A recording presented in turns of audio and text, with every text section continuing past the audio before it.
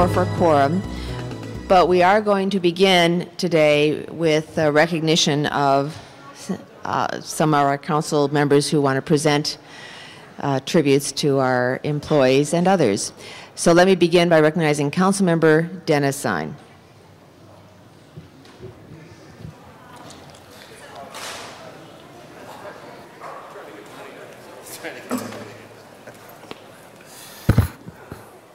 Thank you, Madam Chair, and I'm joined by distinguished representatives of the Los Angeles Police Department, and I'm very pleased to bring them forward this morning. We have representatives from High Command and from the workers. We have Commander Mark Leap. Commander, thank you. Captain Charles Roper. Captain, thank you. Sergeant Mark Hurley. There you go. And Officer Michael Hagan's not here. He's out working. And Officer Matthew Cyber and Officer Jonathan Hall. Good morning. Normally, we would acknowledge the fire department when it comes to hazardous materials, but a lot of people are not aware that the Los Angeles Police Department has a hazardous materials unit. And a little information on that unit. Established in 1979. One officer in a staff position was asked, with writing the department tactical plans for response to hazardous materials incidents in time, the single officer became a unit of 3. So start with 1, start the project, get it done, you're all by yourself. And the hazardous materials environmental crimes unit grew to 5 when California environmental laws became felonies. Unit became 1 supervisor and 5 officers, and by the 90s, unit was doing field environmental investigations, known as detective work, search warrants, highway hazardous materials transportation investigations, smog enforcement, and other hazardous materials related projects. The hazardous materials environmental crimes unit started to see and hear of terrorist threats in 1995 and began to study and train for weapons of mass destruction incidents. Hazardous Materials Environmental Crimes Unit soon became California Certified Hazardous Materials Technicians with specialists as the training continued. Through several grants, the unit received equipment to perform a tactical response to weapons of mass destruction incidents. And I do remember when there was an officer in a Crown Vic where all the equipment was stuffed in the car, along with the officer and a partner, and it was quite a sight to see them respond. It was kind of like the Beverly Hillbillies when everything was loaded up in the car. So in 1998, the Hazardous Materials Environmental Crimes Unit responded to more than a dozen high-profile anthrax hoax calls. To date, each member of the unit has over 1,800 hours of formal training in the specialized field. And following the 9/11 incident, Hazardous Materials tirelessly responded to numerous calls throughout the city following up concerned citizens' complaints. And we have acknowledgments and recognition for the unit itself and for the officers who perform that very dangerous, hazardous work on a daily basis. Mark Hurley, Sergeant, thank you. Michael Hagan, you're going to take it for him anyway? Thank you. And Matthew Cyber, Jonathan Hall, and we have one for the unit with all of the accolades and all the accomplishments for the Los Angeles Police Department Hazardous Materials Unit, Environmental Crimes Unit. Captain, I'll give that to you to share with the commander. And when an incident takes place 24 hours a day, 7 days a week, this small unit responds. They work in coordination with federal agencies, fire department, sheriff's department, and they're a premier agency when it comes to the protection of the people of the city of Los Angeles. So I want to bring, you're the expert, aren't you? Who's the expert? No experts in this. Well, one of you folks know, because we were talking to the gas pumps recently, and I think it was you who told me things that I'd never even heard of. The expertise that this department has that a lot of people don't know about. So if someone wants to do something nasty to Los Angeles, we have experts that will intervene and take care of it. Why don't we start with you, and then we'll go to the commander and the captain. A little information. information about what we do? Or? Yeah, absolutely. Okay. And how dangerous it is. Okay. I mean, you're always not in a nice blue suit. I know what I've seen you guys in your work robe. Absolutely. Okay. Well, a little impromptu. We are very proud as a unit to be on the forefront of technology when it comes to weapons of mass destruction. We've actually been given had the privilege and honor of being at the forefront of developing a lot of the technologies we use today. We're one of the first units to ever use a portable field microscopy for the evaluation of biological threats in the public and the deployment of some extremely sophisticated equipment. And we're very appreciative of the appreciation we received here today. So thank you very much. Captain Roper. I've been with this unit since a lieutenant back in '94, and I can honestly say that as in terms of our preparedness and our ability to respond, there isn't a better prepared city in this country, and it's thanks to the hazardous materials unit that you've all supported over the years. Commander Mark Leap, the man at the top. Thank you, Councilman Zine. These individuals behind me are way too shy. They look at themselves as just part of the war on terror. In fact, they're the front line. All of these individuals on their own time have gone and got a great deal of education. They've collaborated with universities in California to develop the latest technology that now is being used throughout the United States.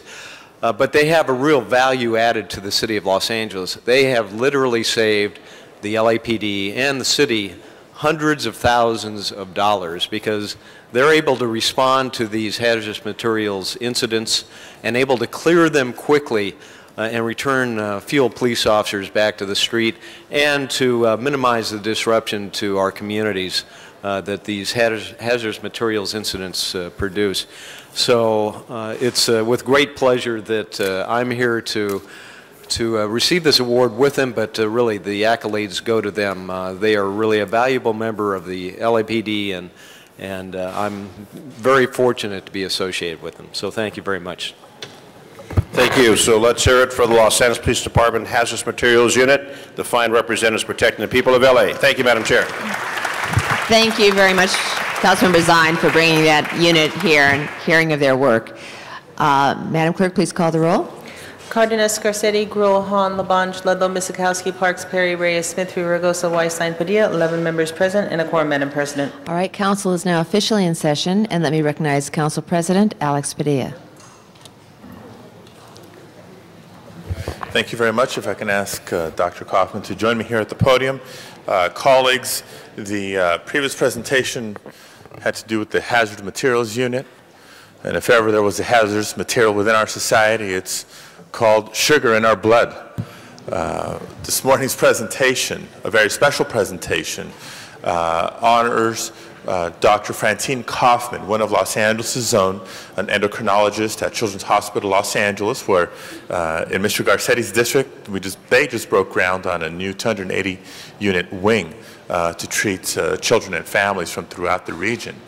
But colleagues, the epidemic of diabetes is far too real, and we use the term epidemic not lightly, not in a way that's overstated or exaggerated, but very, very real. I just returned from an annual conference for the American Diabetes Association in San Diego, where among the most sobering statistics that were shared were that of all the kids born in the year 2000 on, the rates of diabetes is such that 1 in every 3 kids will have diabetes in their lifetime, whether as children or they contract it in their teen years, in their 20s or 30s, or some other point in life. 1 in every 3 people born in the year 2000 and beyond will get diabetes. On a worldwide basis, we're projected to reach 300 million diabetics by the year 2020.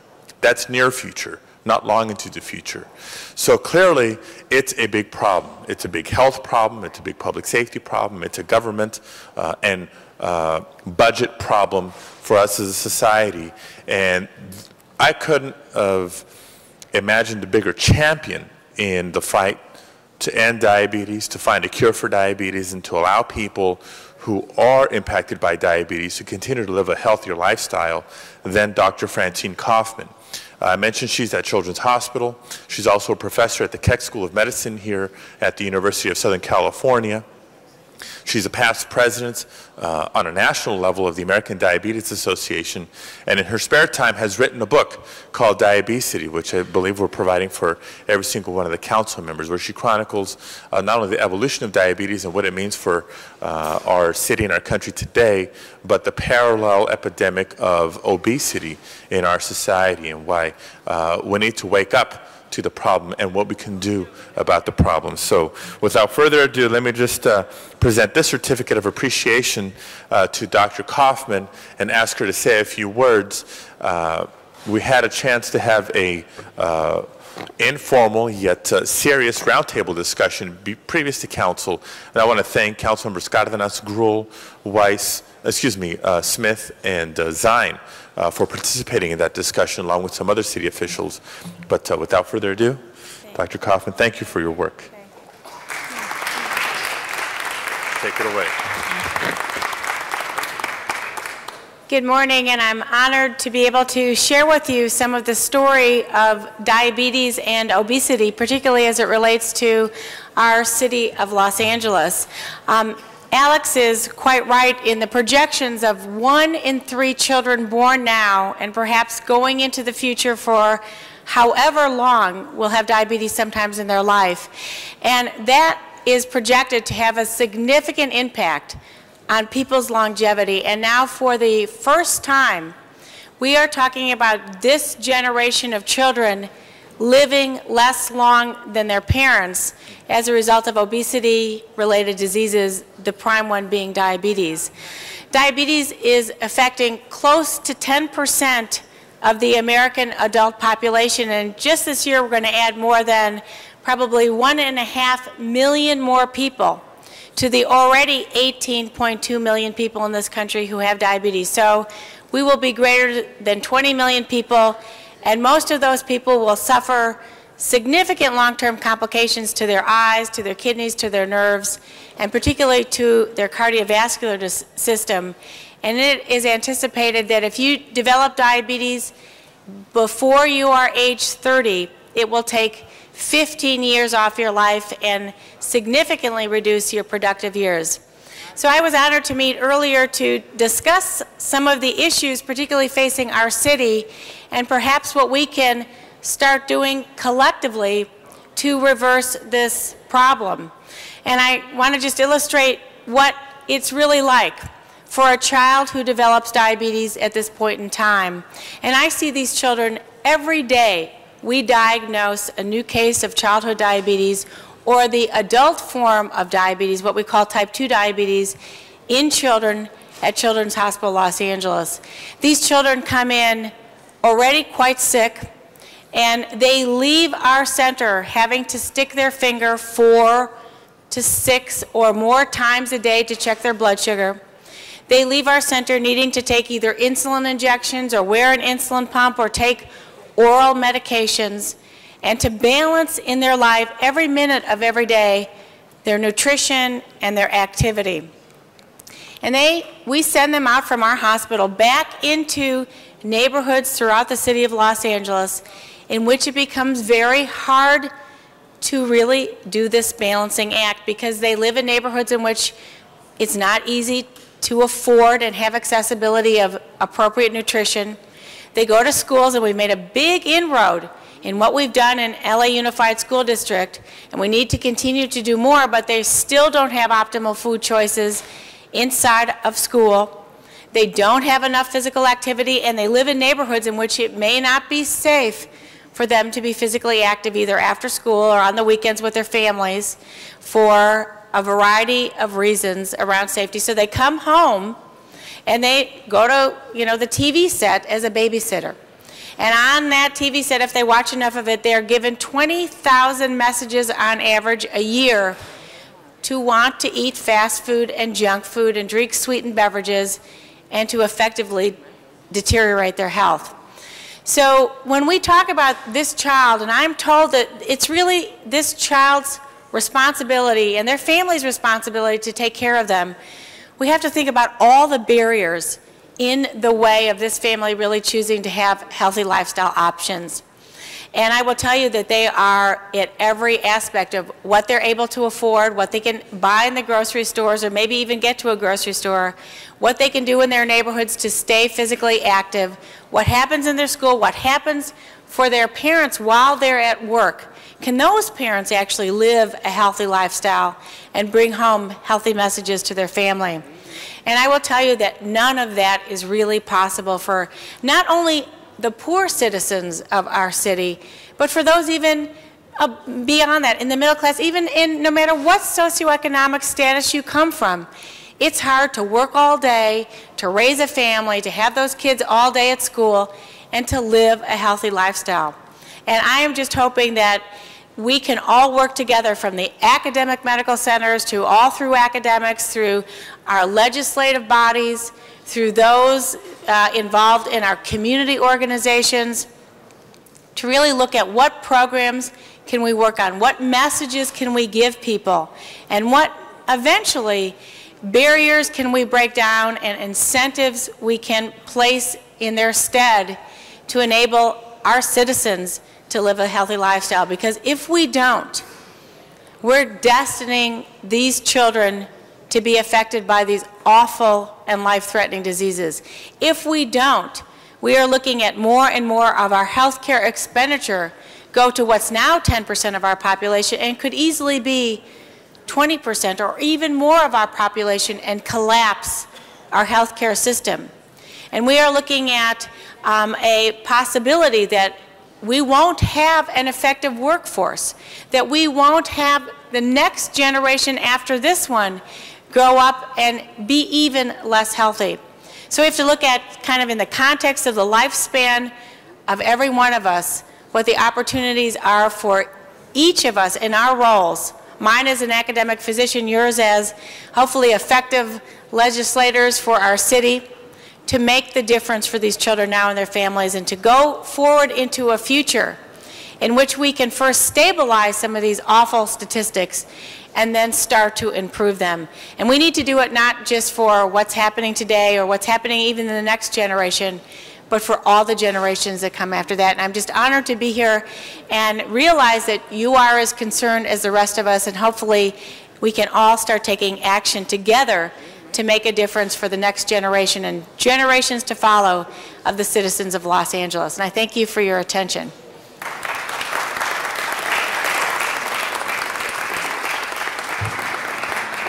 Let me just conclude with this, colleagues. Mr. LaBonge is always quick to remind us when it comes to transportation that there's the 3 E's: education, engineering, and enforcement. When it comes to the American Diabetes Association, we have what we'll call the 3 C's: care, cure, and commitment. And working backwards, the commitment part, how committed are we to providing the resources to defeat this disease? And we know we do a lot of fundraising over the course of the year for this cause. When it comes to cure, a lot of that money is directed towards research, cutting-edge research, a lot of which is done here in California to try to find the cure. But what distinguishes the American Diabetes Association from other organizations is the care component. Just because you have diabetes doesn't mean you cannot live a long, productive life. And so what can we do in the meantime to manage the disease and keep people healthy, keep families together? And as Dr. Kaufman has emphasized this morning, what can we do to prevent ourselves from getting the disease? And living healthy lifestyles is a big, big component of that. So thank you for your time this morning. Thank you for your attention. And thank you for your commitment to this cause. Thank you very, very much, Mr. Padilla and Dr. Kaufman, and particularly for having the session this morning for council members to have get involved in discussion and dialogue about what we can do better here at the government side. Madam Clerk, let's start going through the agenda. The first order of business is approval of the minutes. Mr. Smith moves, Mr. Reyes seconds. The minutes are approved. The commendatory resolutions for approval. They are also approved. On the regular agenda, Madam President, items for which public hearings have been held, items 1 through 27. On item 3, 22, and 23, reports have been submitted and distributed to the council members. And on item number 27, there are 2 reports on the file. A motion is required. All right, we will call, Mr. Zine? On item 27, I'd move the personnel report. All right, we have the Personnel Committee report moved on item 27. Members, public hearings have been held on these items. A motion for the floor is needed to open the hearing. Are there any specials, 1 through 27? Mr. Reyes. Yes, I'd like to call 12 special and number 8 an amendment that I believe is being circulated. All right, we will call 12 special and hold 8 for the amendment to be circulated. Any other specials, members? Mr. Smith. Number 15. Item 15, Mr. Smith calls special. Any other items, members? 1 through 27, and 27 we have the Personnel Committee report. Seeing none. Oh, Mr. Cardenas. Item number 3, special. Item 3 is called special by Mr. Cardenas. Again, any other items? 3, 8, 12, and 15 are being held. If not, open the roll, close the roll, tabulate the vote. 13 ayes. Those are approved. And Madam President, on items 22 and 23, Council adopted those committee reports requesting the city attorney to prepare an ordinance. The ordinances have been prepared and will be in council on Friday on a continuation agenda. All right, for those who should note that, 22 and 23, the ordinances, well, Mr. Smith. Yes, may I have number 16 go forthwith? 16th goes forthwith. No objection. Next items, Madam Clerk. Next items are items for which public hearings have not been held, items 28 through 56. 10 votes are required for consideration. All right, we also have a card on item 40. Since no hearing was held in committee, we will call that special for cards. Any specials, members, 28 through 56? Items 28 through 56 are now before us.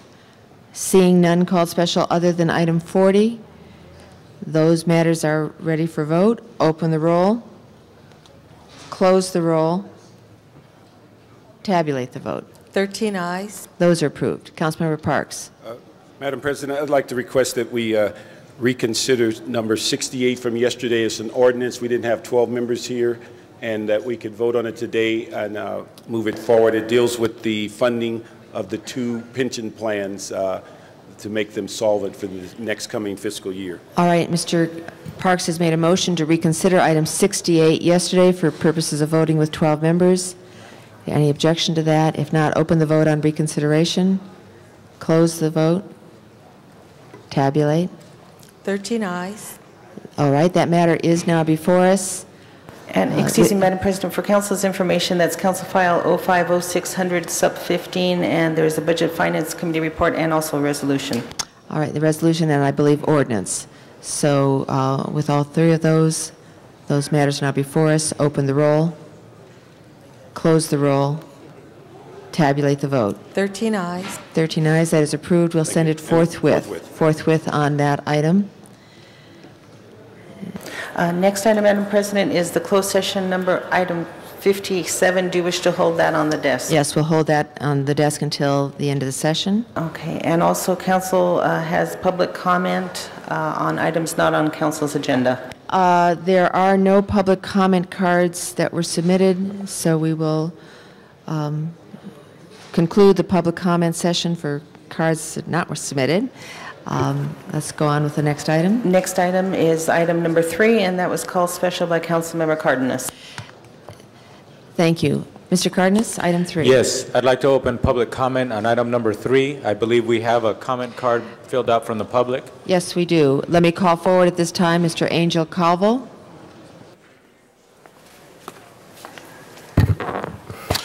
Council President, members of the council, my name is Angel Calvo.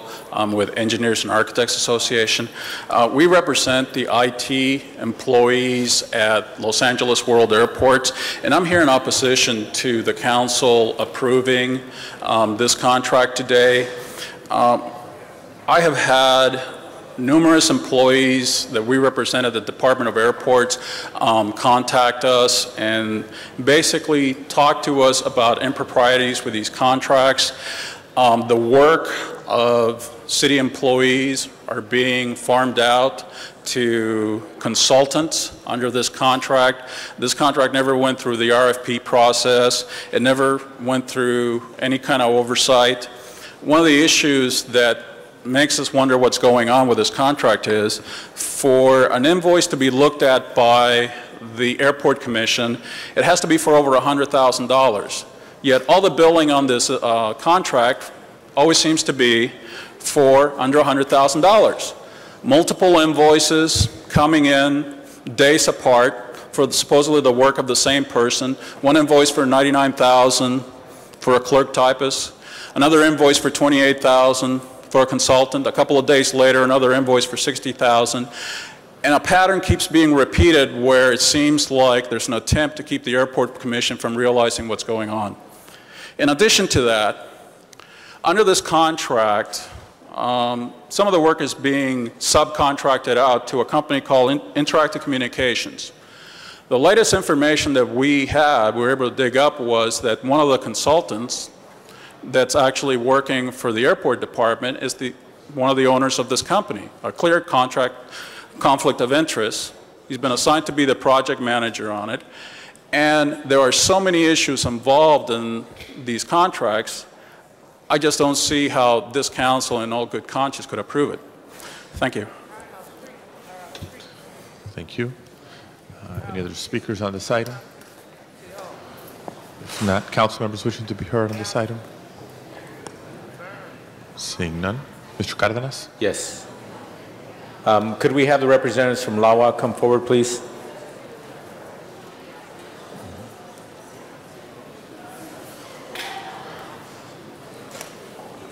Hi. Good morning. Good morning. We just had this in committee yesterday, but yesterday I wasn't privy to some questions that I would like to ask of you today regarding some of the billing practices on this particular contract.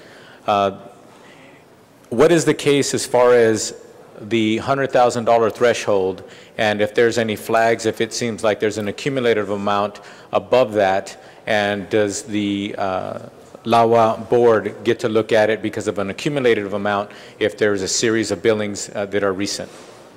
Good morning. Bill Bruce, Director of Administration with Los Angeles World Airports, and with me is Louis Hook, who is our Chief Information Officer. With regard to this contract, approximately a year ago, we did join the OnPoint Technologies contract. It was a competitively procured contract that the City and County of San Francisco had with OnPoint for various hardware, software, and technology development services. This is an item that went to the Board of Airports Commissioners along with a presentation on the Security IT Master Plan. Our reasons for joining the contract were really twofold. First, we had an immediate need for technical expertise to begin upgrading and revamping our IT-based security systems. The current city contract with OnPoint, which the Department of Airports was a part of, did not have the flexibility to employ the temporary personnel that had the expertise that we needed. This is the reason that we looked to San Francisco, who had such a contract. Secondly, by joining that contract, we eliminated having to go through our own RFP process, which saved us about 6 to 8 months, and we're able to start up a lot faster. So the item did go through the Board of Airports Commissioners. They were aware of the thresholds and the dollar amounts in that particular contract, and the item before you is just asking an amendment to that particular contract. Well, with all due respect, anytime we're going to amend a contract, we certainly need to look at the history to make sure that everything is just fine before we move forward. That's right. And that's the problem that I have today. I didn't have this information yesterday. These questions are in fact relevant, and I'd like to find out if they're if everything is in order, because if they're not and I don't feel comfortable, I'm going to recommend to my colleagues that we do not approve this proposal. Okay. This on-point contract is similar to the contract that the city has, and the contract is set up to allow purchases in excess of $100,000 underneath that contract. That's how it's set up to be used. Sure. But I'm talking about what kind of scrutiny do those billings get if they're above or below the 100,000 threshold? They get the standard look of the auditor, of the accountants, and the city attorney for do they match the scope of work requirements, do they meet within the contract limitations, do they meet within the rates that they are to be billed under. They follow all of the standard processes that both the city follows and the airport follows. And that's the amount of any billing, whether it's $28,000 or $280,000 within the contract? That's right, because that contract was set up to handle those billings. As a matter of fact, the information that we have seen that looks like it's the information that was provided to the councilman's office staff that references this stuff is information that we don't understand where they came up with this information, and we've been trying to meet with the union so we could reconcile with them. For example, the reference to the clerk typist invoice for a certain amount, we show nowhere in our records where the person with the name and the clerk typist title even shows up, because the person's name they reference is a project manager. That's what we pay them. These are these are subpayments under statements of work that might total $300,000 or $400,000 that we track very carefully of matching what the statement of work is, what the classification is, what the payment is, and those things are required to pay those invoices. They will not get paid if there is any impropriety in terms of the scope of work, the contract limitations, and what the payments have to be. Additionally, they go through the standard process like every other city department that they're reviewed by the demand auditor in the controller's office. But if the billing is above $100,000, then it has to go to the board as well? No, under this contract, because the contract is set up to allow billings in excess of $100,000. So when we got commission approval to do the $7.5 million under OnPoint, similar to the city has the same model. You'll find it replicated where the city uses OnPoint. The contracts, subcontracts under OnPoint and sub-billings, for example, we'll hire a staff person, a staff augmentation person for 6 months. It might cost us $200,000. The invoices come in as they are set up according to the scope of work, but they are not reviewed again by the commission because the commission approved the contract. The contract is set up in the accounting system and for the auditors and the city attorney to make sure that all of our transactions are legitimate underneath that contract.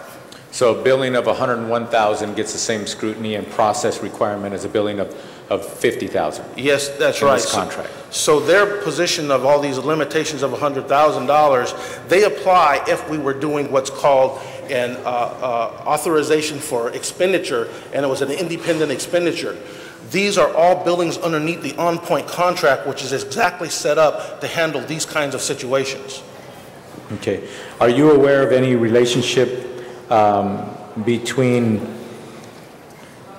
endpoint and interactive communications? No, I'm not aware of any relationship there. Okay.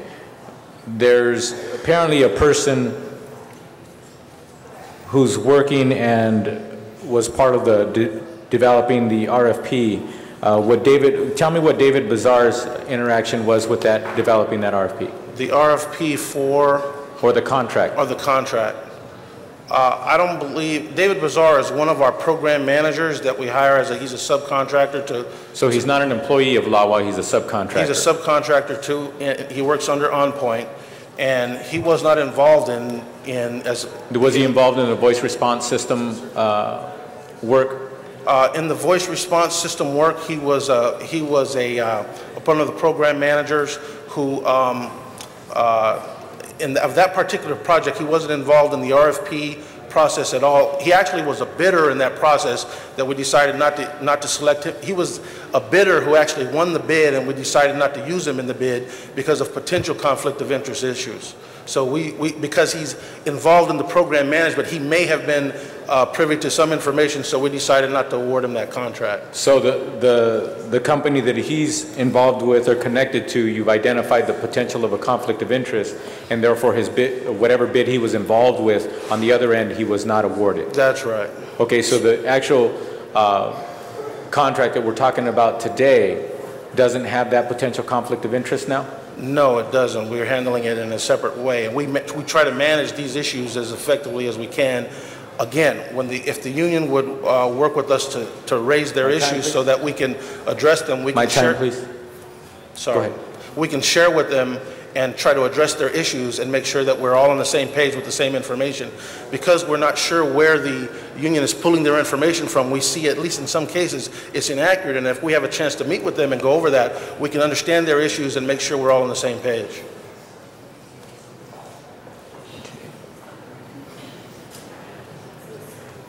If this were not approved today, what would be the result of that? What would be the subsequent adjustments that you would have to make? Yeah, this contract is our primary contract for temporary staffing to conduct our IT security master plan. This program is upgrading, enhancing, installing all of our IT security infrastructure at the airport that are critical systems that we've been trying to work on, we've been working on since 9/11. There are critical systems that need to move forward, and if this contract gets slowed down, our entire program goes into demobilization mode because this is our primary staff support program for the $145 million program. Councilman, one of the reasons that we chose this path was that we did an internal analysis of our staffing when we got into this, and we knew that we did not have enough staff on hand to immediately gear up to do this kind of work. We also had some additional specialized skills and knowledge that we had to add.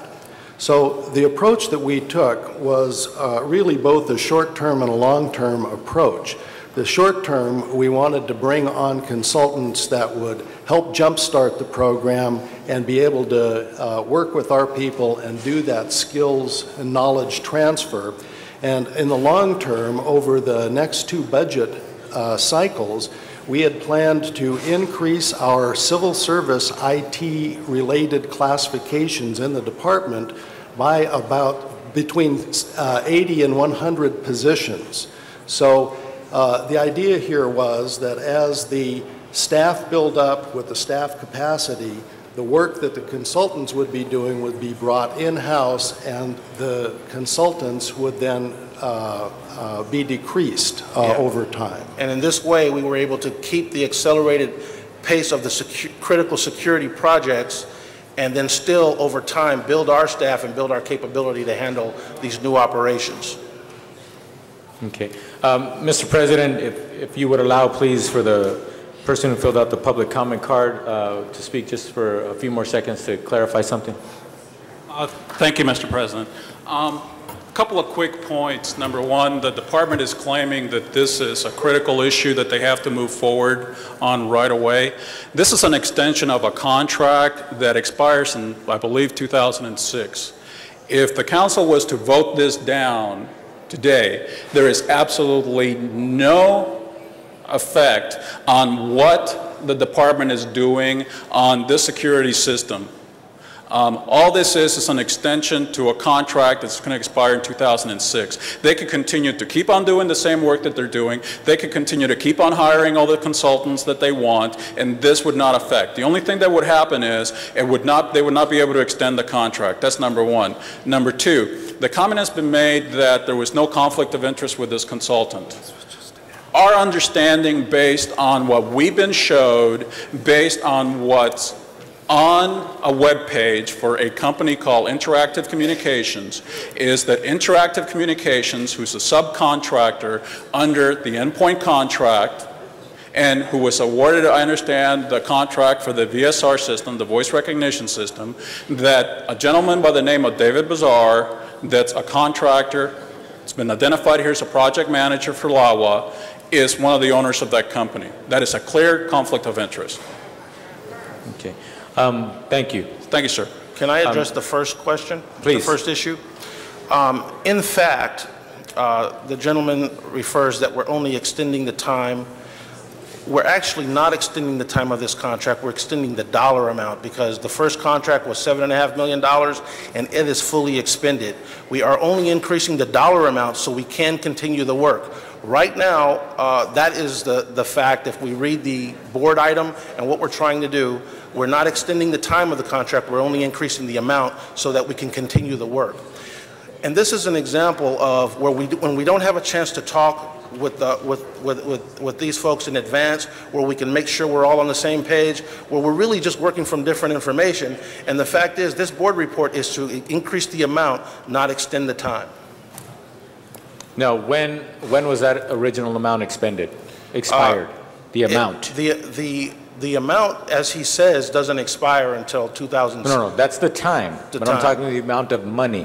When did that expire? When is that expended? When do you run out? As we speak, it's all completely committed with actual invoices to be paid over the next few months that will completely exhaust it. So in terms of additional commitments, we're really at the limit of that contract being able to be used. Now, based on the issues of potential conflict of interest and some of these billing inquiries that you clarified to some degree, if you had an opportunity to clarify those things, how long would it take, not to go out for another RFP, if everything was okay and everything was able to be put into the proper perspective and all these questions answered, both for LAWA and for our sake here at the council, how long would it take for you to come back to your board and then it come to council again so that you could continue? Okay, I'm not talking about going out to RFP because I know that process is months and months and months. I understand. We would work expeditiously as we have been trying to. We had a meeting set up with the union and they did not show up for the meeting.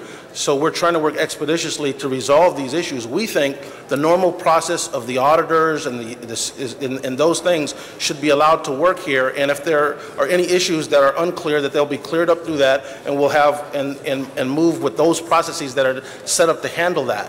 If we allow the primary activity of the project, this critical security project, to move forward while we resolve these things, I'm just not exactly sure what all the information that the union is working from, where it came from, how long it takes us to get us all on the same page.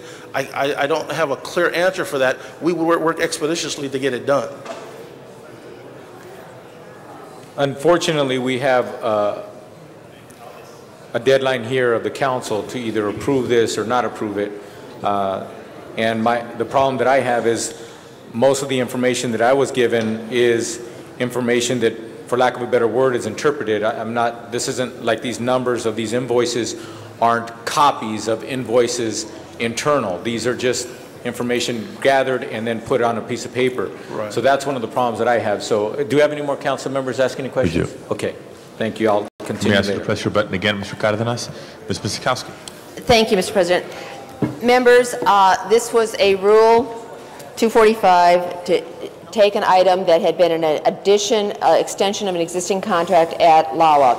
Mr. Cardenas is asking, because we had a committee meeting yesterday, and I think LAWA presented a very important presentation as to why we need to augment this. We talk about security at LAX. This is not security master plan. This is not security in a lot of the external kinds of things that we should change. This is basic security. This is what locks the door, what kind of cable, closed circuit TV we have, what kind of communication system we have with airport police, with our plant structure today. We are using older technology. We need to upgrade it. We have committed to that. Airport is committed to it. Every other time we turn around, we're talking about airport security. This is an existing contract. If there are problems with the existing contract, there are opportunities with which we can take action.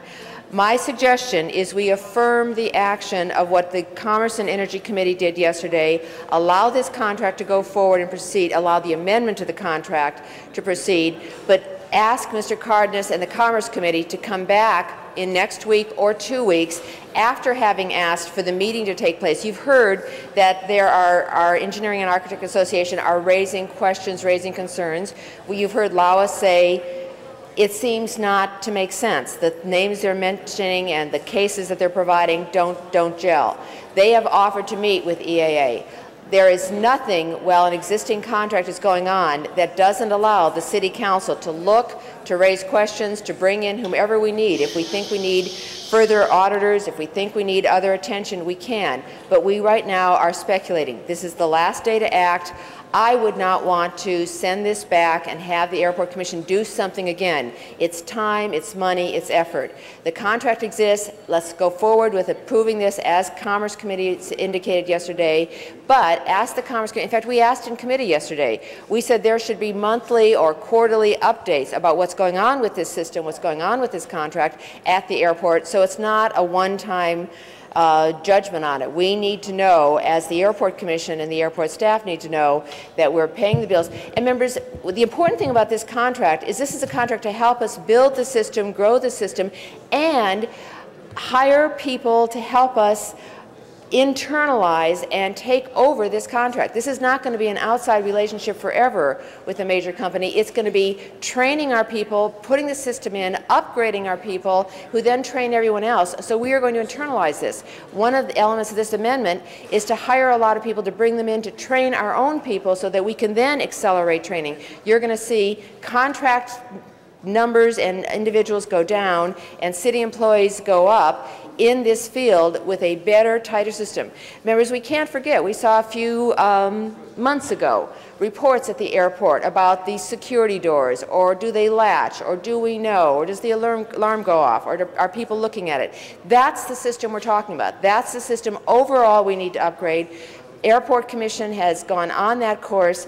This should not be stopped now, but we should ask legitimate questions, have the airport people come back within, as I say, the next week or the next 2 weeks or monthly thereafter about what we're doing. Are we meeting the course, and have we resolved some of these issues that are being raised that seem not to be easily discernible as to where and how the information is being fed. If there's a problem, again, in an ongoing contract, we always have the right to raise questions, to cause things to be shifted as a consequence of that. This is an ongoing ramp up to hire people, to ramp down to have it be trained and internally. So I ask that we affirm the vote that the Commerce Committee looked at yesterday on this matter, and then have a report back after this through Commerce Committee on the issues that are being raised to make sure that we are managing it, airport is managing it in all of the degrees and specificity and detail that we would expect, and that we can answer these questions. Thank you, Ms. Miskowski. Other members of the council wishing to speak on this item? I recognize Mr. Cardenas for a second time. And colleagues, I know it's quieted down in the last 2 minutes, but if we can minimize the sidebar conversations, we'd appreciate it. Go ahead. Thank you, Mr. President. I appreciate Ms. Miskowski's comments and clarity on how we can take action from this moment forward. Unfortunately for me, when I push my button, whether it's green or red, I like to feel comfortable and confident that I have the information and that it's accurate for me to make the proper decision, especially if I'm going to try to convince my colleagues that they should vote a certain way based on the information that I believe in. I believe that what has been brought before us, there is some merit, but I can't say at this moment that to the degree and depth that I would feel comfortable to take an action to say yes or no. That's why I appreciate Ms. Miskowski's motion to say that we do approve, and yet at the same time require that they come back and clarify these issues that have been brought up today. So with that, we're going to have to go with that. As far as I'm concerned, that's where I'm going to be. Thank you. Okay, so do we have conflicting motions here? I think we're all on the same page. Any other members wishing to be heard? Seeing none. Mr. Reyes, clarification? Yeah, just a clarification. What is on the floor? Mr. Cardenas, can you repeat your motion? Mr. Cardenas, can you repeat your motion? Repeat the motion before us. The motion is that we approve the item and that we require LAWA to come and report as soon as we can schedule it in committee. I believe Commerce Committee is meeting next week on a special meeting. Yes, it is. This item should be back with clarification on those issues, and direct LAWA staff to meet with EAA to clarify those issues and bring in later amendments if needed. Okay. Okay. That's the motion. Let's open the roll, Close the roll and tabulate the vote. 13 ayes. That is approved. Next item, please. Next item is item number 8, and that was called special by Councilmember Reyes. An amending motion has been distributed to the council. Mr. Reyes. Thank you, Council President. 8A is very basic. We're just switching source of funds from the Housing Trust Fund of Pico Union Housing 2 to take out funds from the Increment Fund to establish our historic preservation plan for the Pico Union Historic Overlay Zone. Very basic, very simple. Thank you. Ask for an aye vote. Any further questions or comments on item number 8? Seeing none, let's open the roll on item 8 as amended. Close the roll and tabulate the vote. 13 ayes. That is approved. Next item. Item number 12, called special by Councilmember Reyes. Mr. Reyes. Thank you, Council President. Colleagues, I call this special. Every once in a while, we have the occasion to highlight the historic elements that make up the great history of the city. Today, we are very, I believe, fortunate to have special guests with us, members from the Church of the Epiphany. We have with us Bishop John Bruno, Bishop Chester Talton, Bishop Sergio Carranza of the Episcopal Diocese, Father Will Waters from the Church of the Epiphany, Salvador Gomez from Sana, Werner Moraquin from Sana, and Lydia Lopez from the Diocese of LA. And the reason why they're here is we're here to celebrate the distinguished history of a great old church, the oldest Episcopal church in LA, which is the nucleus of a cultural, political, and educational movement for the Chicano community. Back in the 60s, this church was a center post for Cesar Chavez when he was organizing the farm workers, the cause for the farm workers in the urban centers. At that time, in the 60s, Lincoln Heights, East LA, had the highest presence of Mexican Americans who were in the heart of the struggle for the farm workers.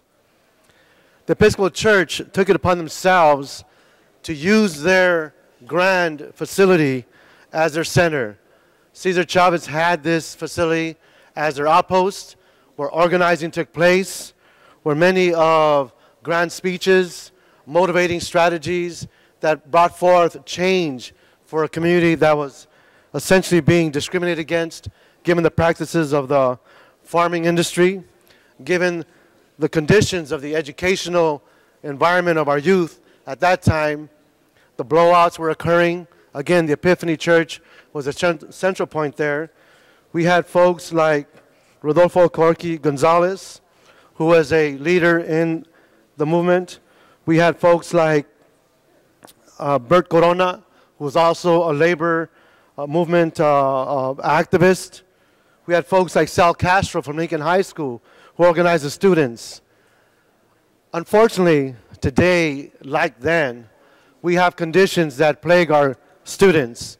Latino community today, 65% are not graduating from high school.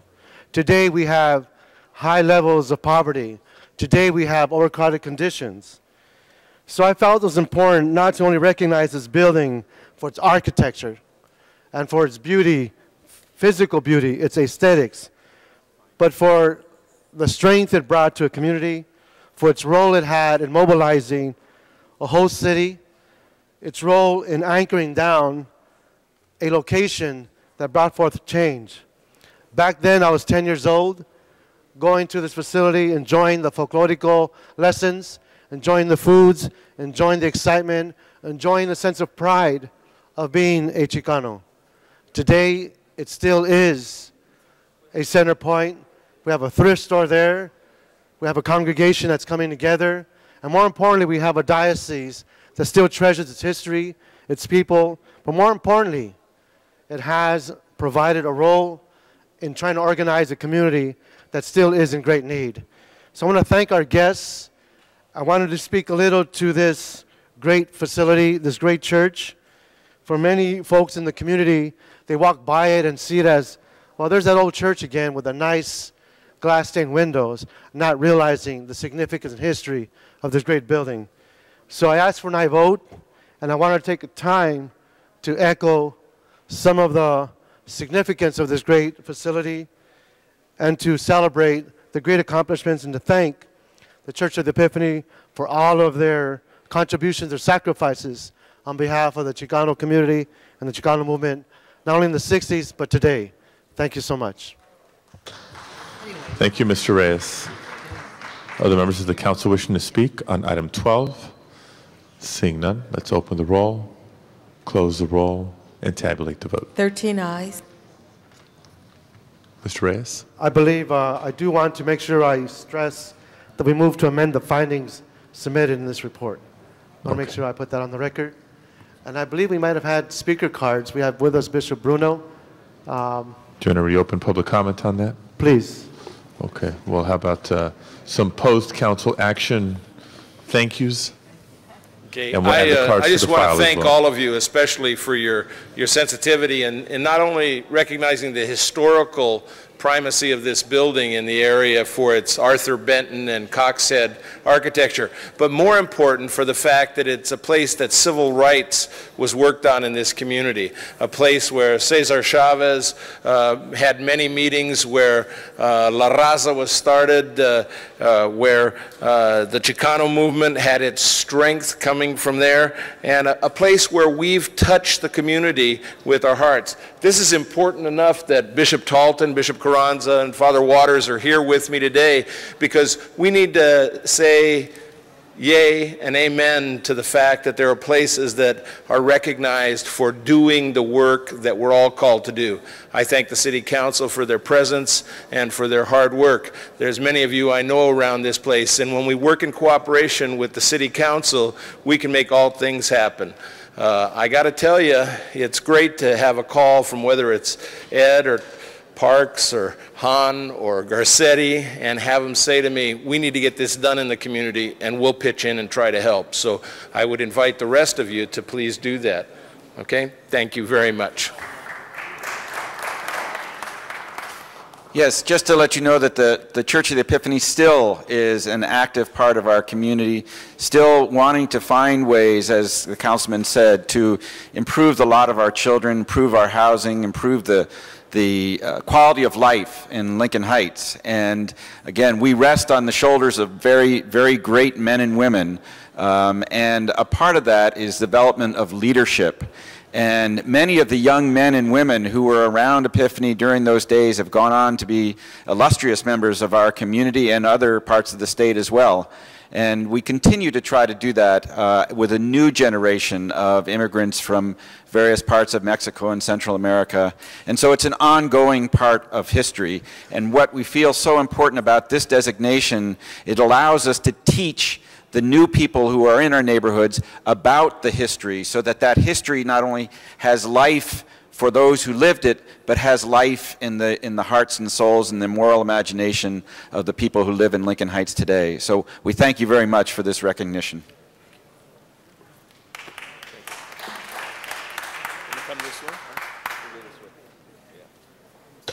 Madam Clerk, next item, please. Next item, Mr. President, is item number 15, called special by Councilmember Smith. Mr. Smith, on item 15. Okay, do we have any questions or comments from council members on item 15? Seeing none, let's open the roll. Roll is open.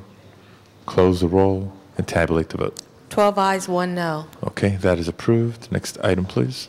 Next item, Mr. President, is item number 40, and that was called special for a card from the public, but I understand that the matter has been resolved and the person no longer wishes to speak.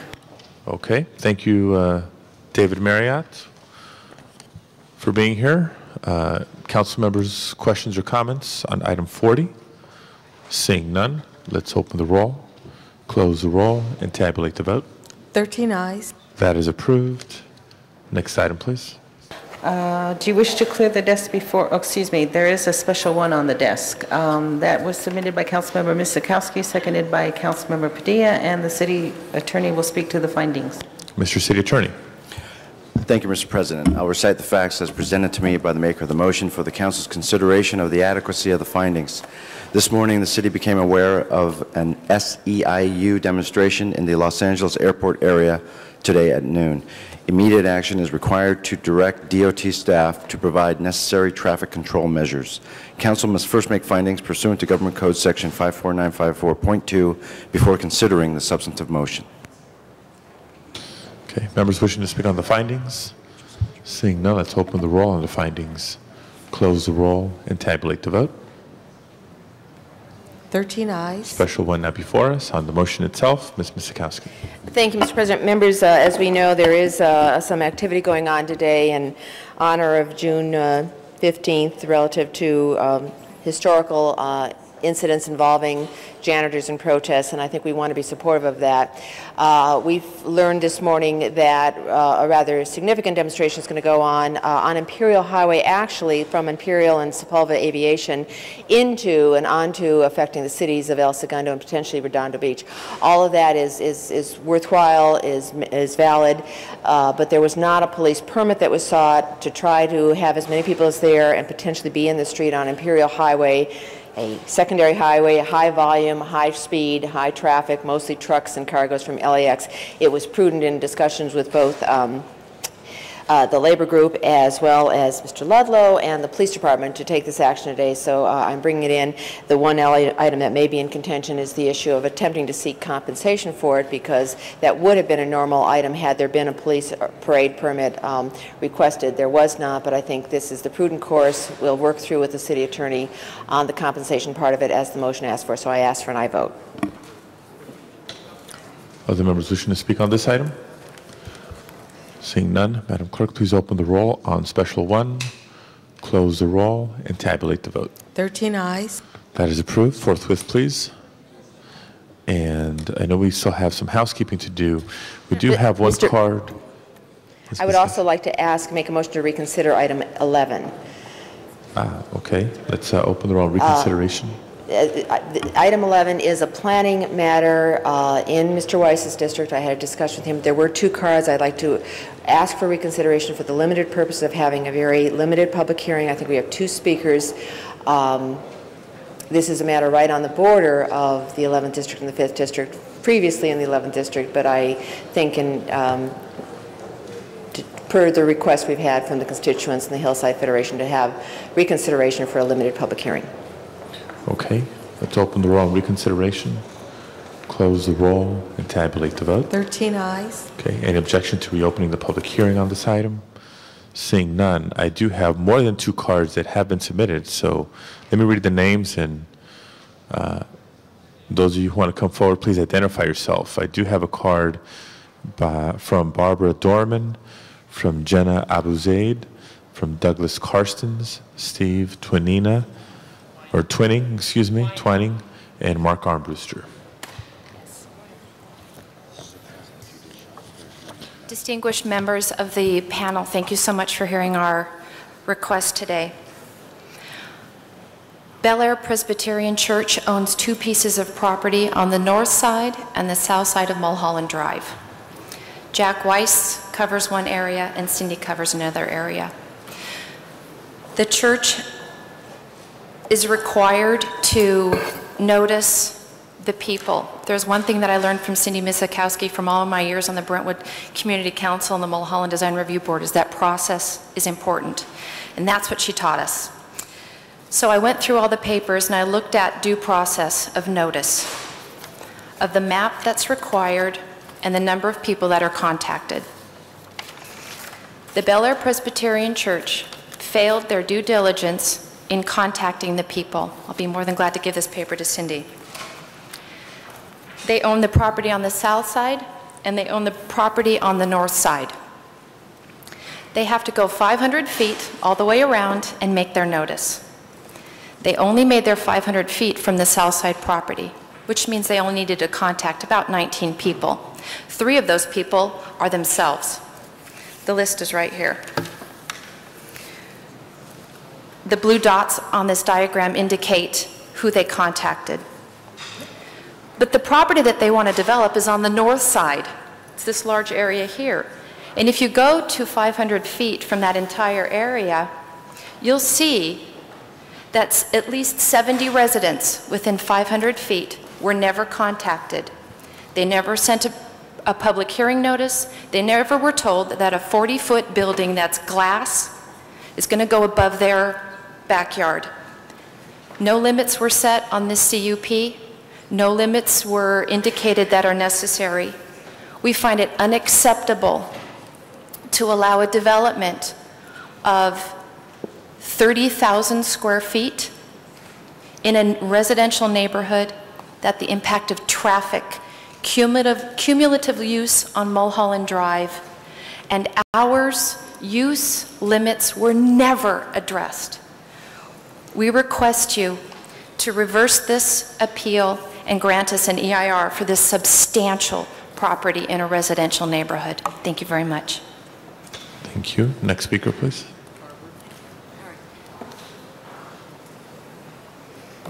Good morning. Thank you for hearing us.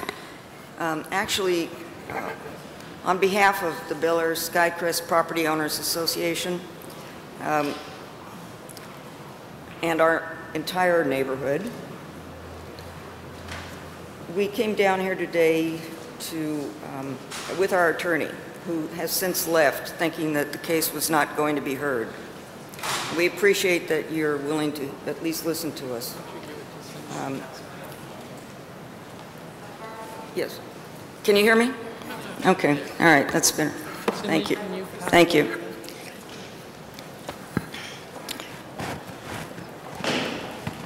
The mitigated negative declaration is only one of the matters before you, but it seems to be the most important.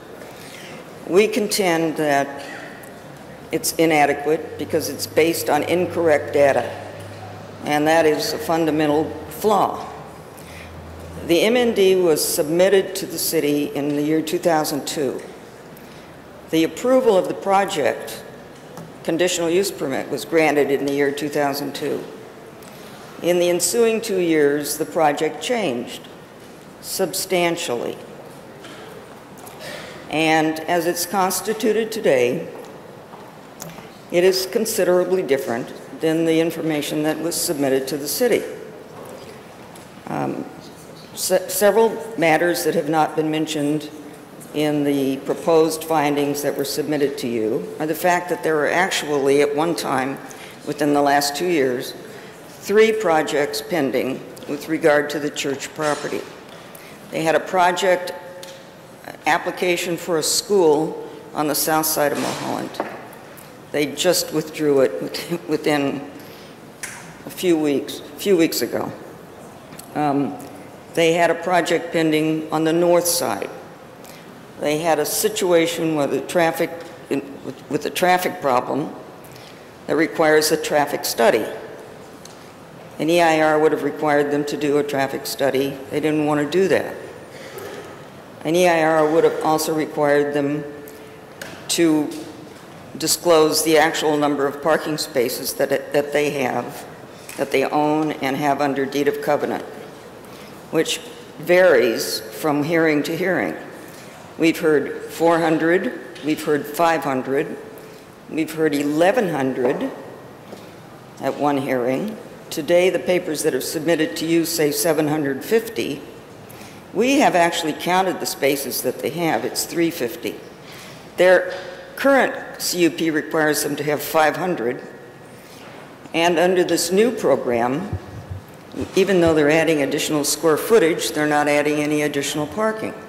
Parking and traffic are our primary concern. It's certainly not our only concern. Several concerns, any one of them taken separately, you might be willing to say is not significant. However, when you consider the cumulative impact of all of them together, this is a major impact on our community. And I think it impacts the entire city. You passed an ordinance several years ago saying that Mulholland was worth preserving as a scenic parkway. And it just doesn't seem right to us that any organization or any person can change their plans over a period of 2 years and not have that subject to public input. It doesn't seem right, no matter who they are, no matter how good they are, that they are above the law. I know I wouldn't be able to do it. Nobody in my neighborhood would be able to build a project that didn't pass muster. And this project certainly doesn't. If I may ask you to Thank conclude, you. please. We have one more speaker. Good morning. I'm Steve Twining. I wear two hats. One, I'm chairman of the Hillside Federation, which is 40-some homeowner groups in the hills, from Palisades to Los Feliz, from Echo Park to Tarzana. Second, I'm president of the Bel Air Beverly Crest Neighborhood Council, but I'm speaking primarily for the Federation. Good morning, distinguished pay-raised city council members. What a laugh. Quote, this project will not have a significant impact on the environment. What about cutting down 48 large trees? What about traffic? 10,000 cars a day come up Cal Neva, across in front of the project to avoid the 405. There are 3,000 plus school children in the area. Why isn't on-site parking required for this project? For many, many years, we've been asking for a master plan for the so-called institutional corridor. Incoming councilperson Rosendahl has indicated that he wishes to seriously study this issue, and that he asked for a delay on the hearing, which I asked for at the Plum meeting, and there was total disregard for that request. I'm sorry. We have requested a master plan for the so-called institutional corridor located on a, quote, scenic parkway, which is really a two-lane road. It's not a major highway structure suitable for a Crystal Cathedral. Stephen Weiss Middle School intends major construction, the Milken Junior High School, including a playing field that is currently proposed in the right-of-way. What about the retaining wall ordinance? What size retaining walls will there be for the poor neighbors to the south or to the north?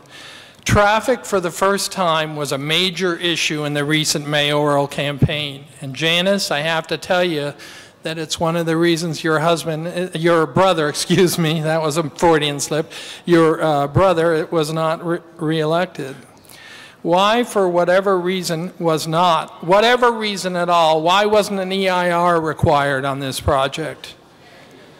Incoming Councilman Bill Rosendahl asked me to request a delay, which was totally ignored, as I indicated. This project is not appropriate if we are to preserve Mulholland, which is a major tourist attraction, to create a building almost the size of the existing structure is not appropriate. Thank you. Thank you. This once again concludes public comment, unless there's other speakers who wish to come forward. Thank you. My name is Mark Armbruster. I represent the applicant, Bel Air Presbyterian Church. Let me first tell you that this is a very narrow issue that's before you today. The only issue is the sufficiency of the mitigated negative declaration as it related to the Design Review Board approval. The project has already been approved. It's been approved it was approved in November 1st, 2002 by the zoning administrator. The zoning administrator has reviewed the plans, and unlike the comments that were just made, the zoning administrator determined that the project has not substantially changed its insubstantial compliance. This project is not a 30,000 square foot building as was suggested. The project is a net new addition of approximately 14,000 square feet. Doesn't bring in any new students, any new staff. It's just a renovation and remodeling of the existing facility. I've seen no evidence presented at any of these hearings, which were all, I'm sure, properly noticed since it was the residents who appealed. It wasn't our filing here that we're talking about. I've seen no evidence whatsoever to show that the M&D is inadequate or that there is any evidence to show that it is not sufficient. As a matter of fact, I think the city has reviewed that and made findings just to the contrary. So we'd ask you to concur with the Director of Planning, concur with the Area Planning Commission, concur with the Plum Committee recommendation and the councilman of the district, and sustain your action that you took earlier today as a consent item. Thank you. Thank you again. This concludes public comment on item number 11. Ms. Miskowski. Thank you, Mr. President. Thank you, members of the council. Thank you, Mr. Weiss, for agreeing to allow the testimony. As you heard, there are different impressions. So we go back and look at the case. The case, as a conditional use, was approved in 2002. That's not what is before us. What is before us, as we set a conditional use, we say bring in the project, bring in the plans to let the zoning administrator make the determination as to whether these plans comply with the approval that was given. The zoning administrator did that. The zoning administrator signed off on them. His decision was appealed to our neighborhood council area planning commission. The area planning commission looked at looked at the appeal, weighed it, and said, we agree with the zoning administrator. That has been further appealed. That narrow issue of plan compliance under the original approval in substantial compliance. That is before us today. Plum heard it. Plum agreed. So we've had the zoning administrator, the APC, Plum, and now the council recommendation. I believe that is the right decision.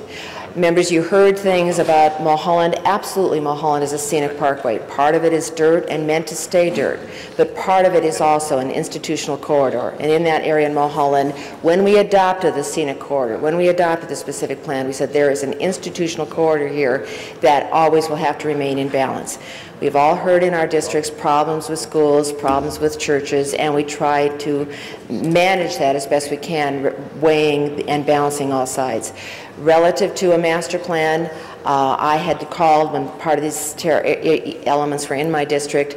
We had called together all the schools in the area, all the homeowner groups in the area, and worked through attempting to coordinate traffic plans, figuring out where driveways would be, figuring out with the 7 different schools there, should we stagger delivery time, opening and closing, so that it's not everybody all at one time. We did that. We also staggered and dealt with notification systems, because on the Sepulveda Pass, Mulholland corridor, tight issues, we have fires, we have emergencies. How do we get parents up on a networking basis? All of that was established as we attempted those coordinations. I think all of that can go on. In truth, those who want a plan really want to say, stop the institutions from being there or doing other things with their property. I don't believe that this council would ever agree to that. However, this council may agree to look at other, codifying what is going on out there, looking at some issues over the longer term, looking at issues in terms of projections of whether, if, or how there might be other expansions that need to be coordinated together with one another, looking at perhaps, like we have done with some of the schools, not only maybe a busing system or delivery of ridership to the schools by school, but since you've got 7 schools there that may pick up from the same territory, they should probably look in a more positive way of joining that. All of those are good things. All of those things can continue. All of those things can continue with the new council member for the 11th district, with the council member from the 5th district, and others as well. But those are not this issue. This issue is an interpretation of plan compliance with the previously approved. The one thing on the map for a plan compliance issue, it's not a 500-foot radius notice. It's a much narrower 100-foot radius notice. But in any case, the origination had been for the southern property. That's where the radius was drawn from. I think this makes sense. I think the city agencies and our city citizen commission looking at this and affirming it is the right decision. So I ask that we vote aye in reference to all of that. And again, continue the dialogue, which I think will need to be continued with this entity and schools throughout our city in terms of how we better deliver and allow delivery of students and movement through an area that is dealing with those issues. Okay. Other members wishing to be heard? Seeing none, let's open the roll, close the roll, tabulate the vote. 13 ayes. That is approved. Madam Clerk, before coming back to housekeeping, we did have one more speaker card submitted for general public comment. The council calls forward A.W. Kabir.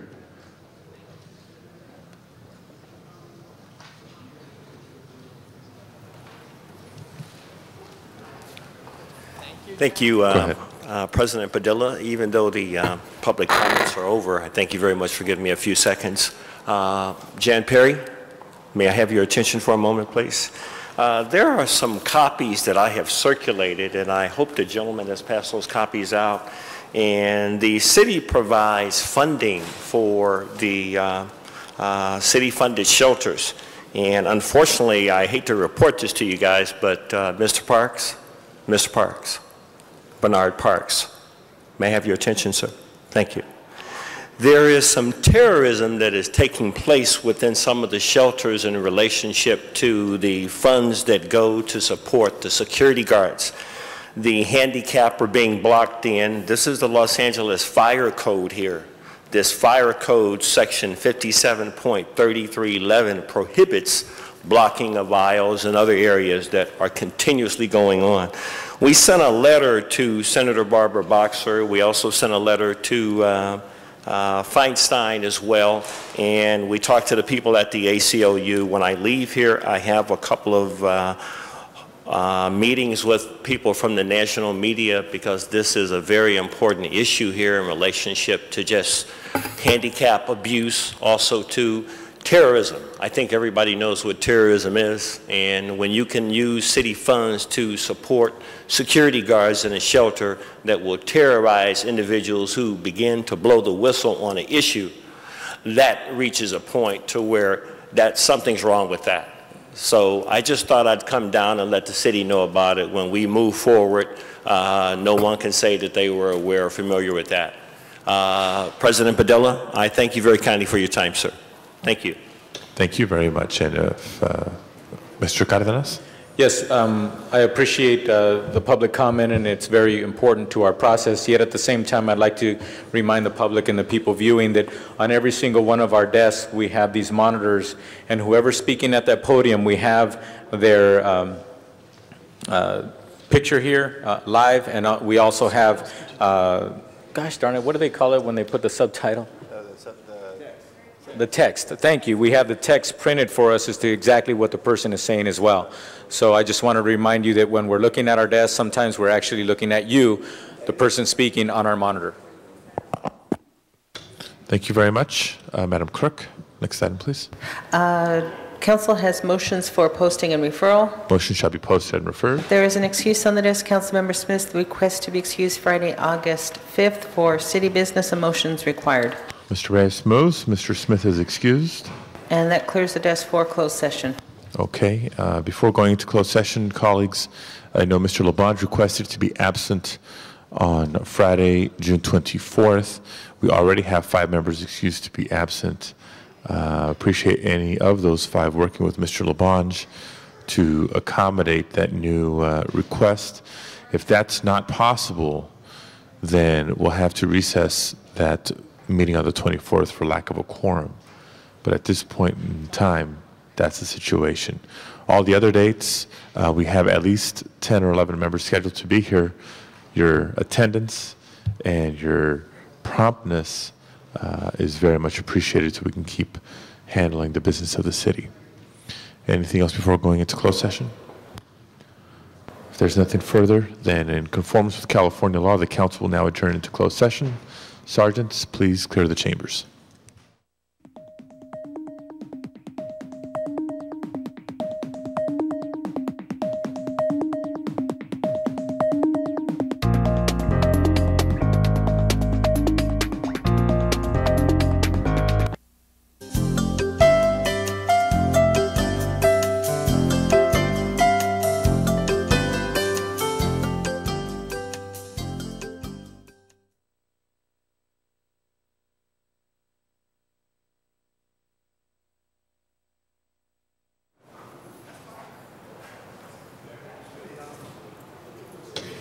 It'll come to me. Welcome back into open session. Madam Clerk, next item, please. The item before council is item number 57, and that is settlement in the case of Theodorescu versus City in the amount of $846,864. Please open the roll, close the roll, and tabulate the vote. 13 ayes. That is approved. And that clears the desk. Okay, thank you very much. Colleagues, it's the end of our agenda today. Do we have any announcements? Announcements. Mr. Weiss, I think there's a small museum in your district called LACMA. Oh, it's in Mr. Labange's district. The King's coming tonight. At King Tut will kick off a run through November, a great investment by our Los Angeles County Art Museum, LACMA, and also the great cooperation from, I know. But it's going to be a wonderful event for everybody to come and enjoy. And also visit the Page Museum there if you can. It's a wonderful weekend adventure to come to the Miracle Mile. First time in how many years King Tut has come to Los Angeles? I think about 17 years or 20 years, but also there's a great professor, and I think UCLA's been involved in this as well to help bring it back, a great cooperation from the government of Egypt. So it's an exciting time. Huge deal. Giant. Once in a generation, if you're lucky. Right. So we encourage everybody to come out and support the museum and view the exhibits. Other announcements? Things going on around the city? Do we have adjourning motions today? Okay. Adjourning tributes, colleagues? Yes. Mr. Cardenas. Thank you very much, Mr. President. I'd like to adjourn in the memory of Hortensia Ortiz with great sadness. She passed away, and I knew her personally. Her family ran the panaderia, the bread shop, the San Fernando Bakery, and she was very proud of her young daughters, and I used to talk to her every now and then, and the smile she would get on her face. And then as soon as her husband, who was baking the bread in the back, would hear this, she's talking about her daughters, would come out and shake my hand, and I'd ask him, what time did you show up at work today? And he'd kind of smile, like 4 o'clock in the morning to get started baking bread.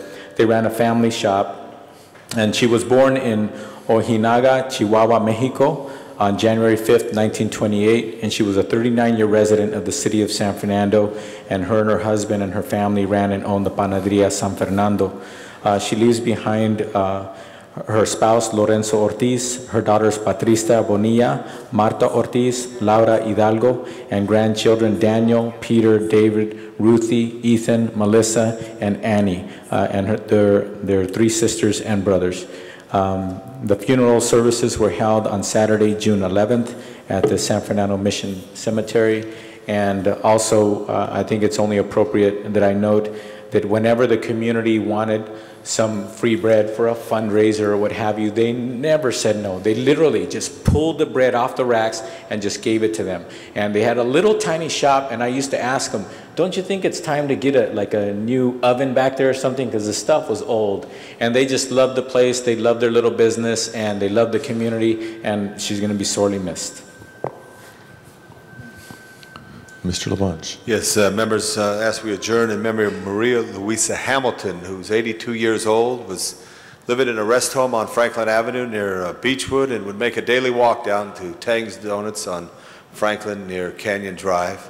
Unfortunately, on March 21st at 3 in the afternoon, a very bad, non-caring individual tried to grab her purse, took her to the ground. For 7 weeks, she was in a hospital. Tragically, she succumbed to those injuries. A valiant effort by our paramedics from Station 82 when she was accosted. With this tragedy, it came as the first homicide in Hollywood Division this year. Her family, which lives in Salt Lake and in Coachella Valley, as well as Orange County, came this morning to Hollywood Division where we had a press conference to ask for the public's help in looking for the individual who did this terrible deed. I would ask that we adjourn in memory of Maria Louisa Hamilton, 82 years old, an immigrant from the Netherlands who never was happy in America. She came to Hollywood and had such joy living on Franklin Avenue and other parts, lost her life as a victim of crime. Other tributes? Madam Clerk, please call the roll.